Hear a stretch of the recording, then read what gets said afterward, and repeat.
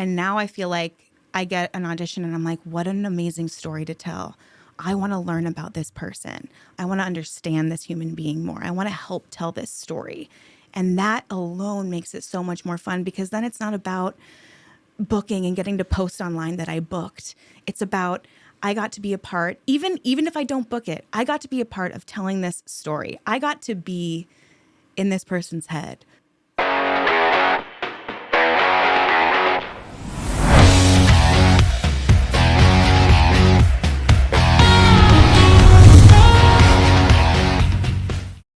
Hey everybody, welcome to today's episode of Talent Agent Talk, where we are bringing you educational lessons and real-life stories behind the scenes of TV and film.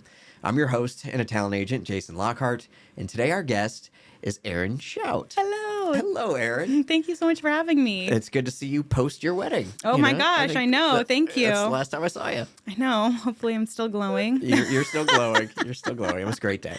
Oh, I'm glad you could come. It was fun. Well, thanks for having me, and thanks for being here. Of course, thank you. I think this is a really cool platform to chat about a couple things you have going on. Yeah. But first, I know you have a really serious, scary story from set. It is kind of scary. Okay. It's, in hindsight, very funny, but it taught me a lot. Because, too, I think when you hear about on-set stories, you want to hear just it was an amazing experience, which it was. But I ended up having a really crazy health scare, and it was all because I did not want to ask for help, essentially.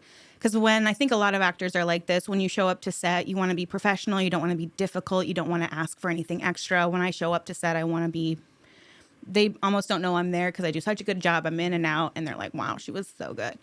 But on this set, it wasn't the production's fault at all. It was 100% me not speaking up about something. So I was out in Southern California to shoot Jesus Revolution. I got to be Janis Joplin. And I was so excited because I grew up listening to her. My mom would jam out to her all the time in the car. I was stoked. I didn't even tell my mom I booked it because I wanted to surprise her. I was Wow. so excited. And so we're shooting in Southern California, and it's 105 degrees that day. It was one of the hottest days of the year so far. And where all of the trailers were kind of stationed was far away from the valley of this desert that we were shooting this massive concert scene in. And so they had transferred Crafty over to that area because all 500 extras were getting ready over there and getting basically trucked over there. Uh-huh.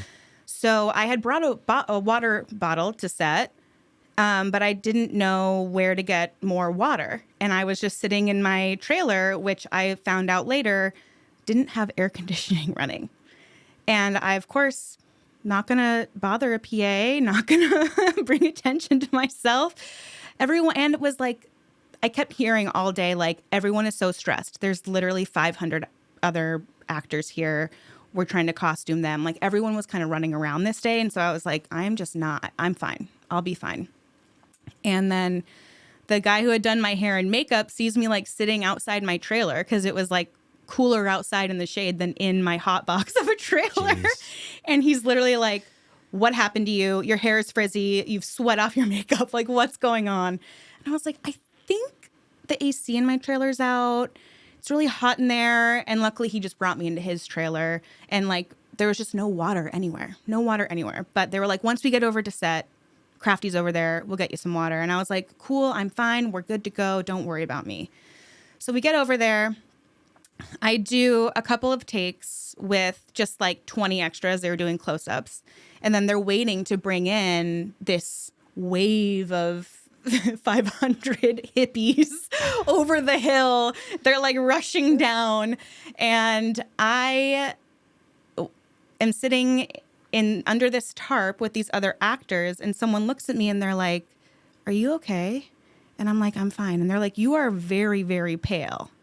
I'm that's just me. Don't worry about it. And Boo. Yeah, right.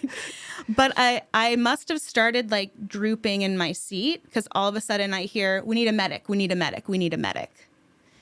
And I start getting this insane migraine, like a dehydration triggered migraine.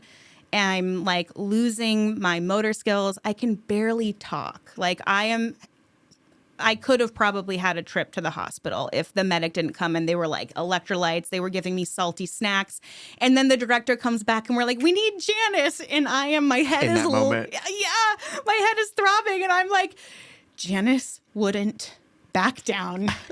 She would move forward. She would do it. And so I had to do it multiple times. We did like a 6-minute long take for the whole song, all in one big take.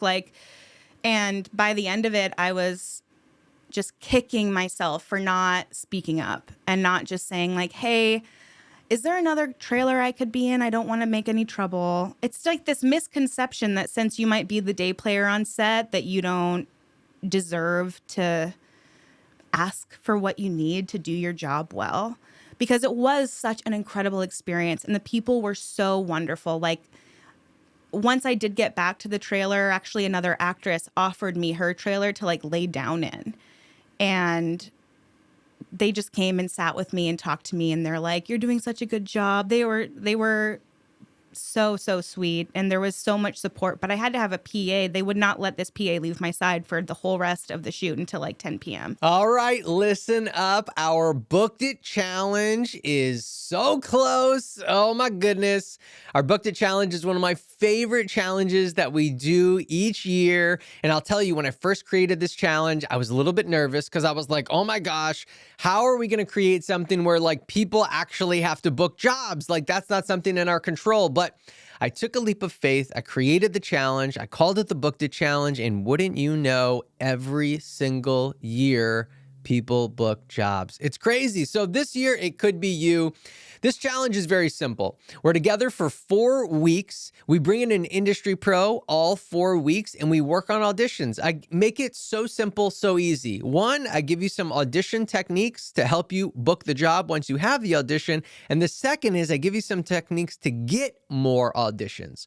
One of the things I've realized in being an actor over the last 20 years is that if you get more opportunities, you have more chances to book the job. So we need to increase our chances, and then the chances that we do get, we need to increase the quality of our auditions. So we're going to teach you exactly how to do all of those things. So sign up for our Booked It Challenge. It's only $37, and there's a $5 off promo in the description. So the link is there. The promo is there. Head there right now and come join us for our incredible Booked It Challenge. Because they care. Because they care. They're going to care. And I love that you learned this lesson. And I think it's important that we talk about this because I do think actors are afraid to speak up. So I want to give you some help with that. I think one of the greatest things that you can say on a set if you don't feel well is rather than say, I need a different trailer or my AC's broken, rather than saying words that sound like a complaint. Yeah. Even though they're not, you can choose words that will get the attention that you need. Yeah. Such as, I'm not feeling so well. Yeah. You know, you reach out to a PA or to somebody and say, I'm not feeling so well. Yeah. They have to ask what hurts or Yeah. what doesn't feel so well. I feel like I might be getting dehydrated. So then you're not complaining about your trailer. Yeah. You're solving the problem I like and that. getting the help because, as you said, they gave you the trailer, they gave you the PA, all of this because they do care. So I think if you can craft the right words with simplicity, they'll care about you, and it hopefully is like a little bit more comfortable or easy to broach. Yeah. And I was so afraid leaving that set because I was embarrassed of what happened. Like I was worried I had just, that you have this fear that your agents are going to hear that you caused a scene or something, which didn't happen. But I did email production after and like named the PA and was like, he was so helpful. Thank you so much. And then I was lucky enough to get to go to the red carpet event like a year later and talk to the director. I don't even think they knew because they were so busy that day. And he was very kind, very complimentary. And one of the other actresses, I spoke with her, one of the female lead in the movie, and she was like, yeah, we just thought you were like really, really like in character and like trying to be high. And I was like, definitely, that's what it was. this. While I'm trying desperately to like not pass out. And so it's like you create this big catastrophe in your head because you care so much too. And if you can just stay grounded in those moments, and I think you're right, use that language. It's like protective language. Just say like, hey, I don't feel very well. I'm not feeling so yeah, good. yeah, I don't really know what's going on. Yeah, I don't understand. I don't feel so well. Yeah. Maybe I'm dehydrated. I'm losing my motor skill. I mean, Yeah, whatever something's you going can on. do. Yeah, yeah, you have to because there's no way you're going to do. You're never going to give the best performance if you don't feel 100%. And that's what they want out of you. They want 100%. They brought you on to give your 100%. If you can't give it, yeah, and they can help, they definitely want to. They want to, yeah. I remember we had a really awesome stunt guy on this show, Ronnie Matthew, and he had mentioned not doing your own stunt because if you're not actually qualified, what if you get hurt? Yeah. Then there's a really big issue on set. Yeah. Now you're suddenly not even available to do the next scene. Very similar in this situation. Yeah. Or it delays the whole production a day. What if you would have had to get rushed to the ER? Yeah. Suddenly, there's no Janis Joplin. Yeah. And there's 500 people they need to bring back in another day or get someone that doesn't look anything like her to immediately just step in unrehearsed and do it. Yeah, You saved the day by speaking up in a way. You know what I mean? That's a good way to look at it. I saved the day. That's what I'm going to say from now on. But no, I think that's really good perspective too, to kind of express that something's not right with you instead of putting it on the production or you needing something from production. Then they're in more of a caretaker role for you because like you said, they want the best for you and from you. They want to set you up for success. They do. You all have the same goal. Yeah. Switching gears, just a quick sec. Yes. Before I let you go, because I have such mad respect for actors that take matters into their own hands. Oh, thank you. And you are creating content. It feels like 7 days a week because of how much you put out there and the high caliber of the quality you put out there and the following that you've built. Thank you. Can you give even some sort of like a lesson for our audience of like, instead of waiting around for the call, like what have you done and when did you decide to do it?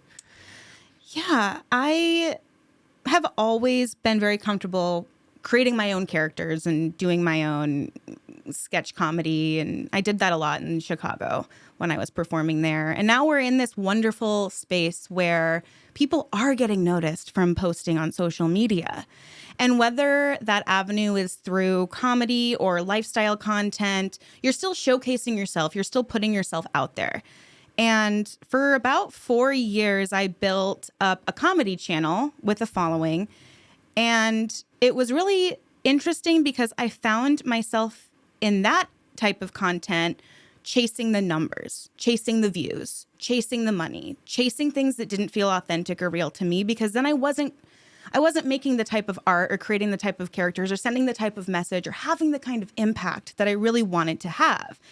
And I took about a 6-month break and just really thought about what kind of content I wanted to create, what gives me purpose. Because what's great about creating so much content, especially when you're in an actor's space, I mean, there's so much, but there's no waiting. There's no depending on someone else to give you a call. There's no, oh, I feel like I'm not doing my art. You have the full power to create your own art. We are in an industry and to be quite frank, people's attention spans are becoming so short. Influencers are more popular than some actors. Because a movie star today is not what a movie star was in the 90s. No. It's just not. But I think that if you are going to go down that route, I would really consider what type of impact you do want to have.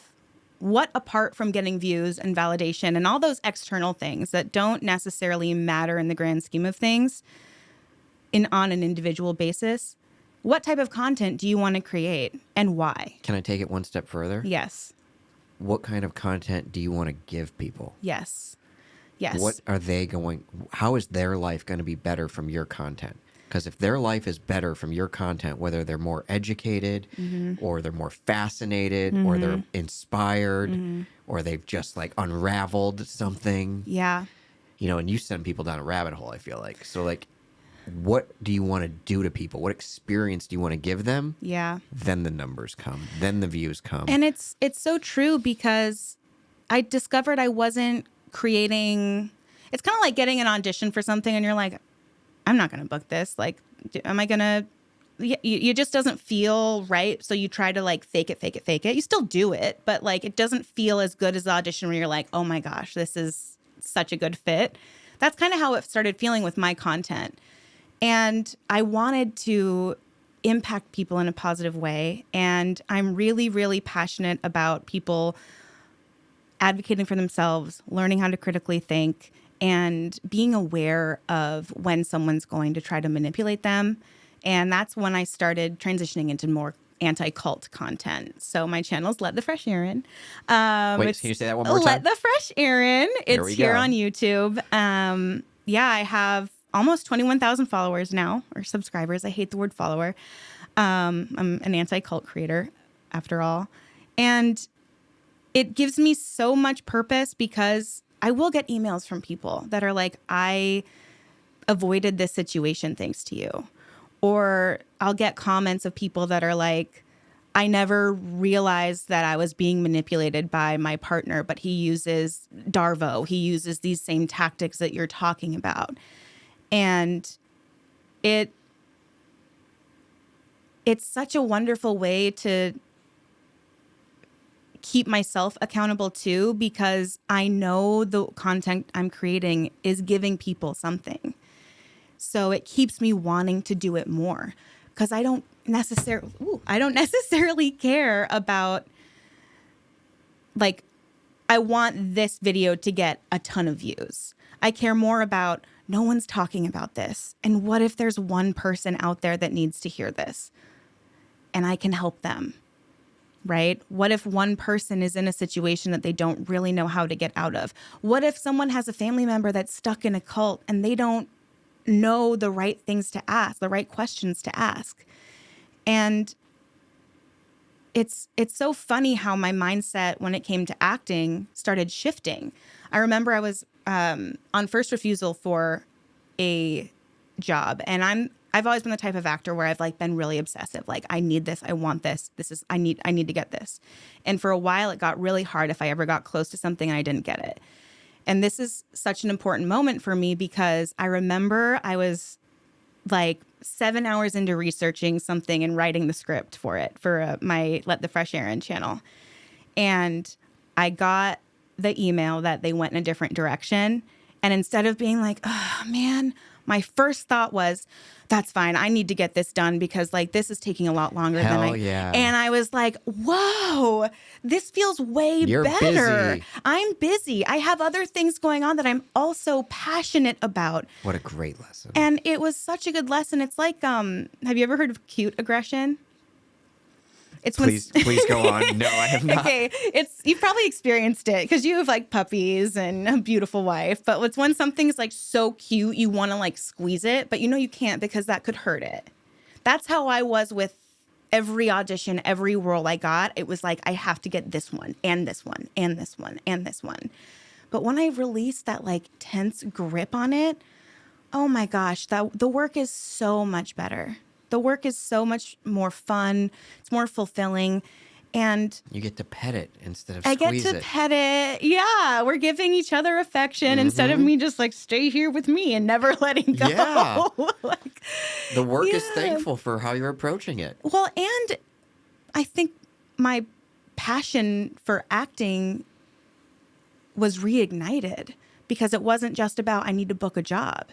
It's become, and actually you inspired me a lot last year. You said something to me like, I know you're more creative than this. I know you can be more creative. And that stuck with me so, so much because I really realized I'm not being creative. I'm not operating from a creative space. I'm operating from what am I going to get from this? I need to get something from this. And now I feel like I get an audition and I'm like, what an amazing story to tell. I want to learn about this person. I want to understand this human being more. I want to help tell this story. And that alone makes it so much more fun because then it's not about booking and getting to post online that I booked. It's about I got to be a part, even if I don't book it, I got to be a part of telling this story. I got to be in this person's head for maybe 4 takes, but it feels so much better operating from that energy than I got a book. I got to impress this casting director. I want them to pull me in again. Instead, it's like, it's just kind of like a nice exhale. I love that. It feels a lot better. What a great lesson for you and for anybody that is listening that's going through anything like this. Like, you have you have choices all day long, you know, about how you approach work, about how you approach decisions, and what kind of energy you give to them. That's really beautiful, Erin. Oh, thank you. And I can see it in your glow, you know? Yeah, it's not just that I got married. It's So happy for you and David Martin. Shout out, David. Shout out. Crushed It Productions. Crushed it. You crushed it with this one. Well, thank you again for being here. It really means the world. I do want to ask you, though, the last question. If you had a dream role, what would it be? Oh, wow. I don't know why I'm getting suddenly emotional.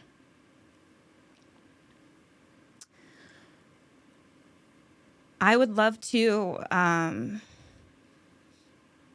Part of why I love acting is because I really think it can change people's minds. I really think it can help other people understand situations that other human beings find themselves in. And I think something that's really deeply misunderstood in our society is how particularly women get involved in, I'm using protective words because I know this will be on YouTube, but a violent situation at home, a DV situation. And I would love to just play a role where someone finds themselves inside of that and is empowered enough to get out of it. Because I think that that's something that we don't see very often. We're afraid to talk about in spaces, and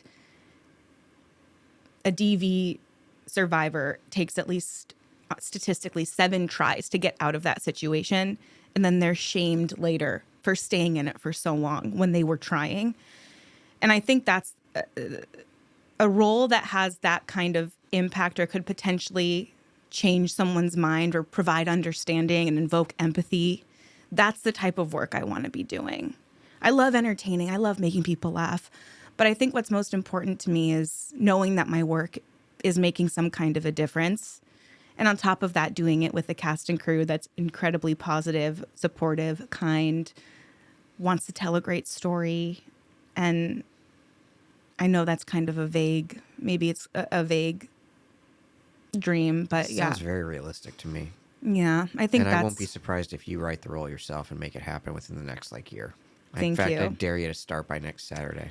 I appreciate that. I actually have a concept in mind. So.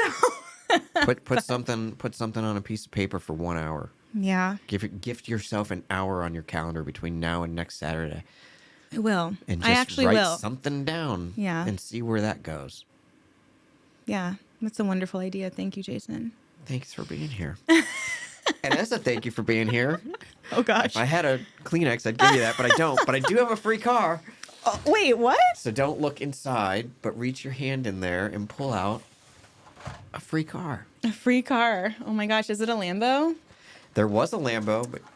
It's red. It's my favorite color. What is it? It's one of these. Let me see what you got. I don't know what that is. A 92 Ford Mustang. A 92 Ford Mustang. I'm living in the 90s right now. Loving it. I love it. Thank you so much. Thank you. This will be my reminder on my desk. Write your script. There you go. There you go. Well, thanks for being here. Thank you, Jason. Appreciate it. Appreciate you. Appreciate all of you for tuning in. I hope you got something really special out of today. You know, Erin, she's such a joy. If you didn't, if you didn't feel it, watch it again from her because it's so authentic. Watch it again. And again, thank you to Jesse Malinowski and Get Seen for producing our show. We're just so happy to be here and doing this. And if you've got your own story, would like to be a guest here, feel free to pitch your story right to us. It's talentagenttalk@gmail.com. Again, that email is talentagenttalk@gmail.com. Thank you so much, Erin. Thank you. Thank you.